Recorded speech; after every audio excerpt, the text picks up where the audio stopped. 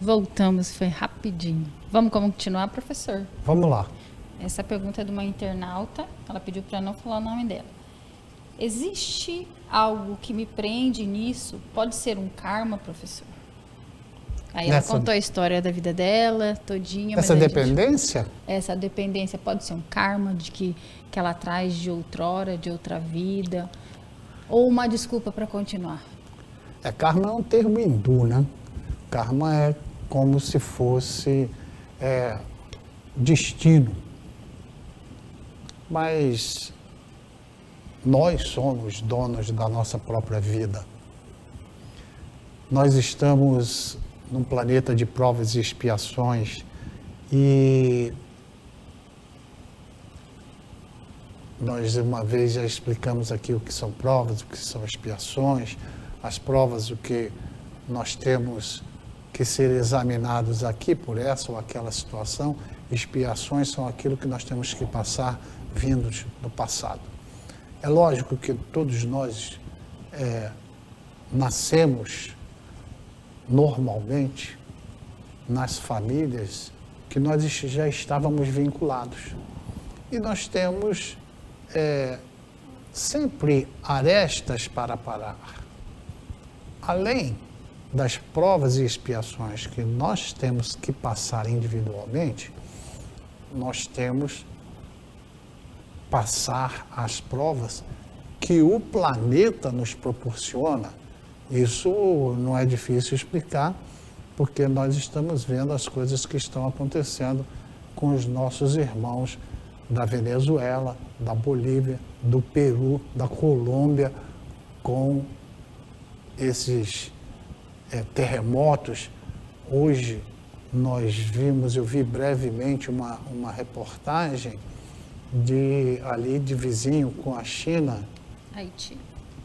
Não era Haiti, mas que houve assim... Tibete, né? Uhum. Foi assim, uma avalanche que teve, uma mistura de gelo com água, com detritos e tal, deixando vários mortos, acabando com a cidade. Ou seja, ainda temos que passar por essas situações do planeta, sim, que o planeta vai se modificando. Mas, entrando propriamente na resposta do que a companheira nossa pergunta, nós não necessitamos ficar vinculado com uma pessoa que só nos fere. E queremos chamar isso de karma. Talvez seja uma desculpa para continuar num relacionamento abusivo, num lugar que você não quer sair. Aí você encontra alguma coisa para te segurar. Porque, pelo tanto que a gente já leu, a gente já estudou, Deus não quer o nosso sofrimento, né? Você vai numa relação até onde você consegue. Até onde não te machuca e você não machuca o outro. No livro Nosso Lar, que também tem um filme, tem um capítulo que Dona Laura está conversando. Dona Laura é a mãe do Lísias, que recebe o André Luiz em casa, e ela está falando de um irmão em conversa, em palestra entre eles, que estão com as duas esposas na Terra, que eram duas esposas que foram na Terra. E comentam sobre que na época teve um ciúmes, comentam com isso, aquilo, outro, certo? É necessário entender que se você não está vivendo bem, se você está sendo só maltratado, se você já buscou ajuda externa, interna, conversa e não melhora essa circunstância, a pessoa às vezes fica temerosa a falar: eu já ouvi falar de que se eu me separar, me divorciar, na outra vida eu caso com ele de novo. É isso. Mas que seja assim, na outra vida ele vai estar melhor. O progresso é obrigatório. Não é assim, eu vou divorciar dele, na outra vida eu vou casar com ele e vou passar tudo a sofrer de novo. Não, peraí. Quer dizer, então, aquela pessoa foi destinada a ser seu castigo ad perpetuum.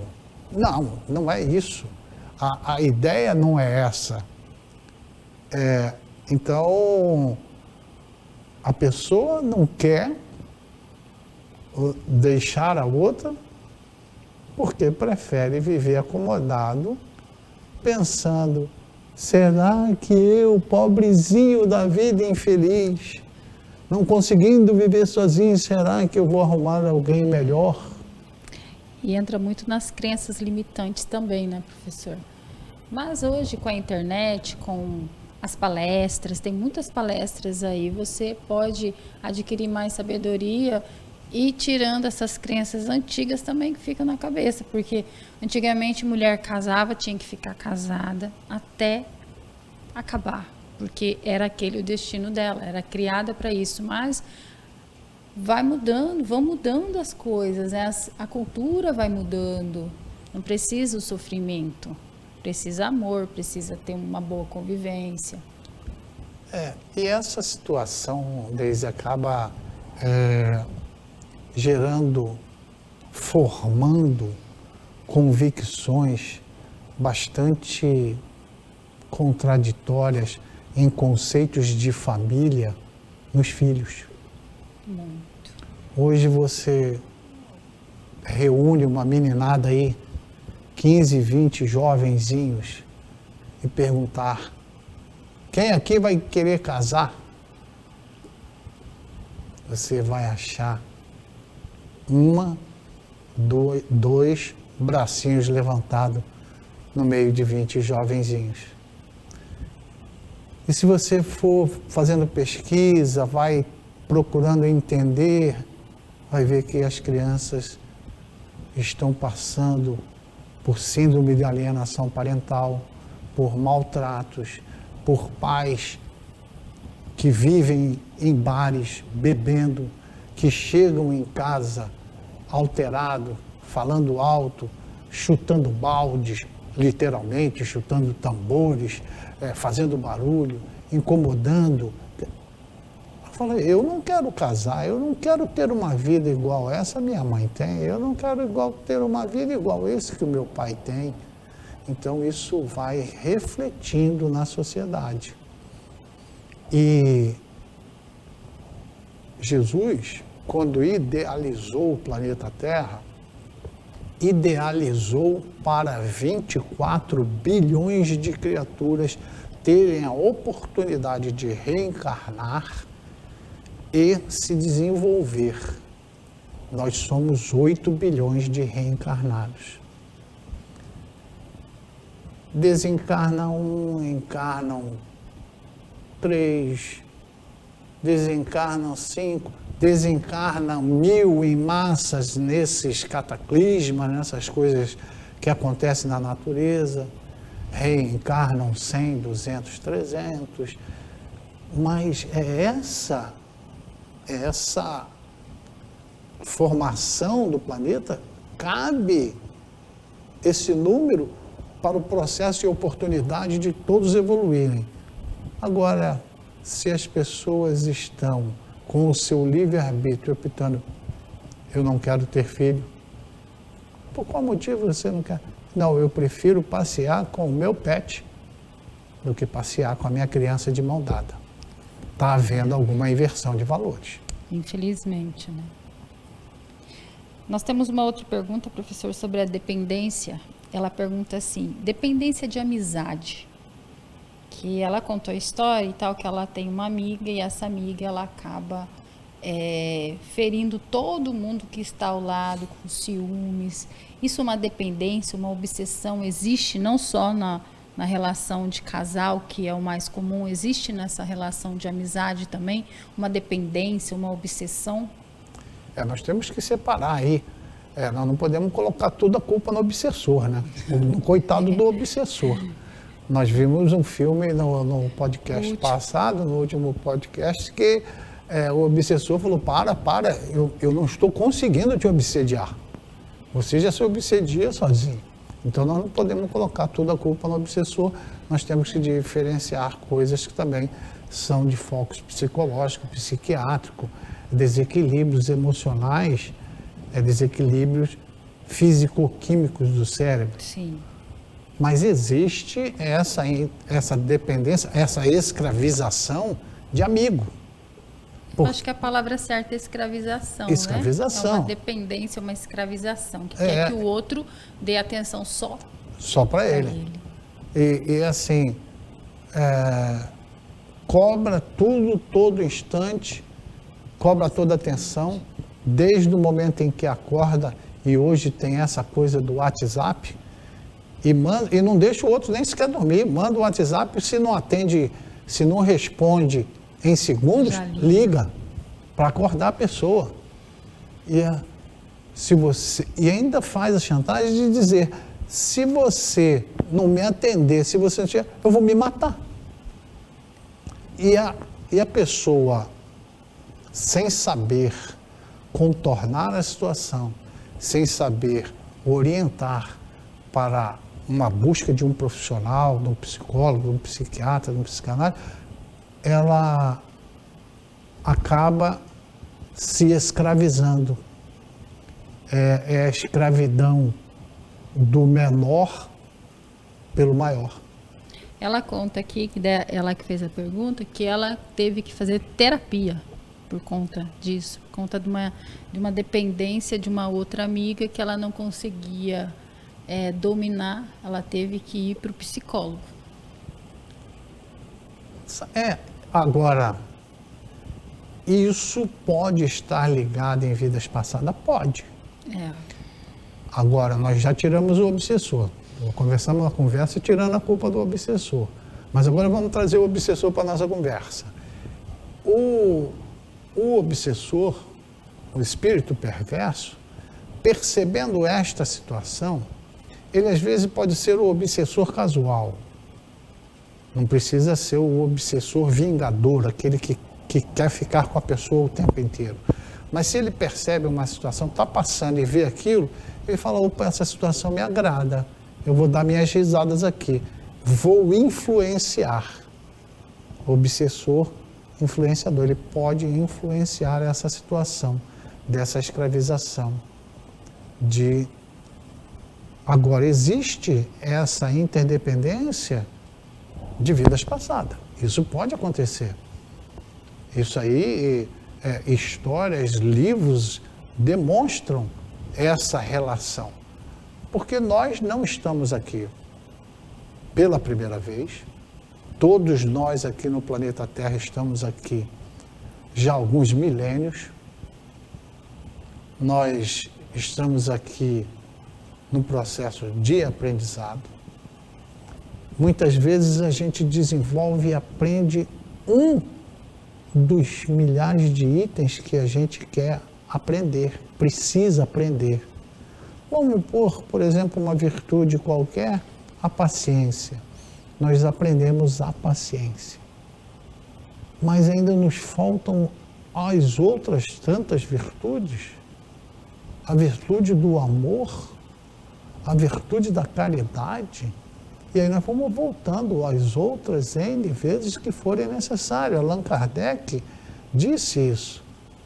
Nascer, morrer, nascer, se desenvolver, morrer, nascer de novo, quantas vezes for necessário, tal qual é a lei. Porque nós nascemos simples e ignorantes e chegaremos a espíritos puros.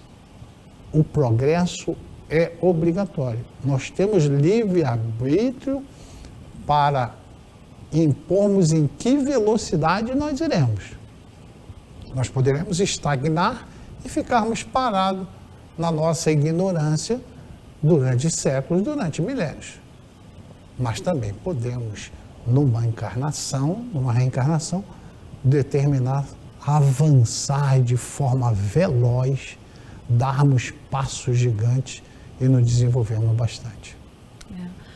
A caridade começa com a gente, não é mesmo, professor? Porque você não pode dar o que você não tem, assim como o senhor falou no começo. A gente só pode oferecer outro que a gente tem. Se a gente tem amor, a gente oferece amor. E muitas vezes a distância amorosa, separar de alguém, seja amigo, seja companheiro, seja o que for, é a melhor saída no momento. Buscar uma terapia, buscar um centro religioso, seja católico, evangélico, espírita. Tudo isso é um complemento de tratamento para a gente sair dessa dependência emocional, dessa obsessão, porque um tratamento sempre vai complementar o outro. E o nosso professor, ele separou para a gente um vídeo para a gente assistir agora. Vamos lá, professor? Sim, deixa só, me permite só uma brechinha de te dizer o seguinte. Você está falando de separar, de distância amorosa, distância amorosa, sabe?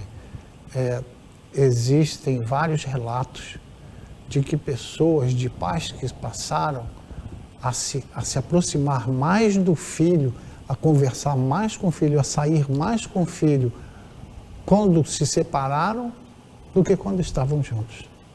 Não conseguiam se descobrir, né, como pais, estavam ali como rivais, muitas vezes uma guerra dentro de casa. Exatamente. Então a distância amorosa às vezes é bom para os dois e para quem está em volta, seja de amigos, seja de casais. É necessário despertar a consciência, né? Exato. E esse despertar a consciência, Santo Agostinho diz, toda noite, lá na pergunta 920 do Livro dos Espíritos, ele faz um relato. Ele fala que todas as noites ele perguntava para ele mesmo: como foi que eu agi? Eu feri alguém? Eu fui desleal com alguém? É como se ele estivesse fazendo uma redação, um relatório, investigando a si mesmo. E se na dúvida daquilo que eu fiz, será que eu agi corretamente? Faz a pergunta fundamental: se a ele tivesse feito comigo, eu ficaria feliz? Eu estaria satisfeito? Ou seja, esse exame de consciência diário é que proporciona o crescimento e o despertar da consciência. Então vamos ao nosso filme? Vamos lá?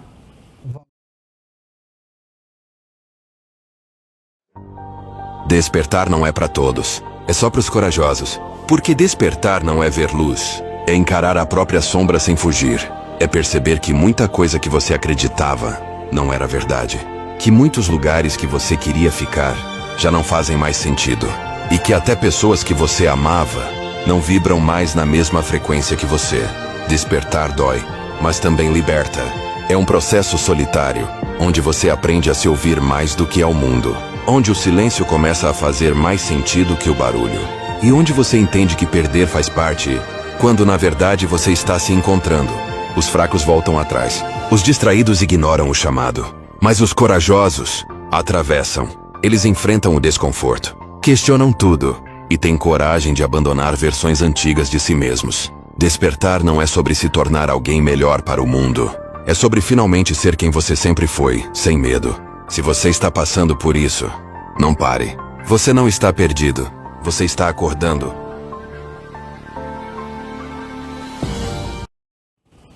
Interessante, né? Muito. Fica essa mensagem como final para que a gente possa meditar, fazer esta avaliação. Se o lugar, a quem, onde nós estamos em sintonia com o universo, com as coisas boas da vida. Muita paz. Votos de muita paz.